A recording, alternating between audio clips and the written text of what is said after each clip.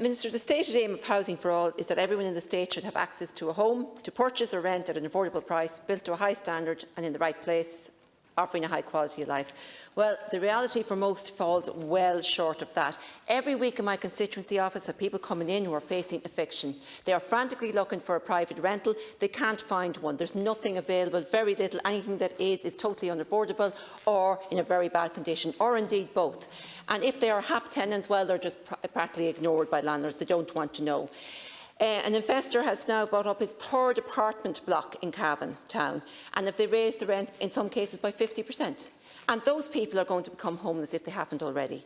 Local authorities are unable to assist. There's no bed and breakfast facilities available. Most of them are accommodating refugees. An employee in Cavan County Council actually contacted over 40 B&Bs looking for emergency accommodation for a person and couldn't get one. There are no homeless facilities in Cavan Monaghan. The nearest is the Simon Community Hostel in Dundalk, but that's an hour and a half journey away from Cavan Town, and no bus route.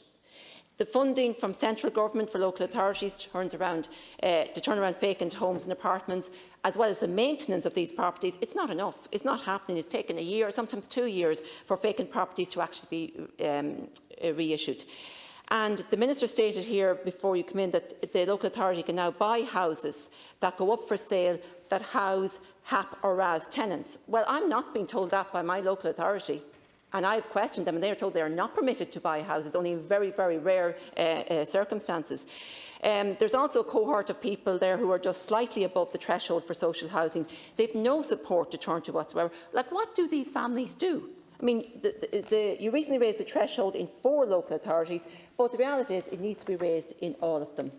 And then, as spokesperson for disability, just to mention that the reality is even worse for disabled people who are being left to live with aged parents and then moved into institutions or emergency accommodation at the last minute when an aged person passes away. That's not fair on the person that's looking for housing, maybe on the housing list for 10, 12, 15 years.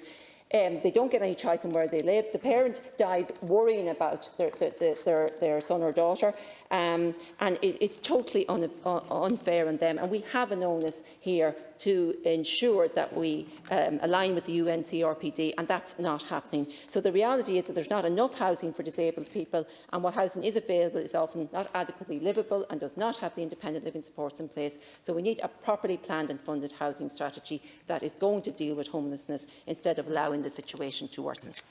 Deputy Jade Nash.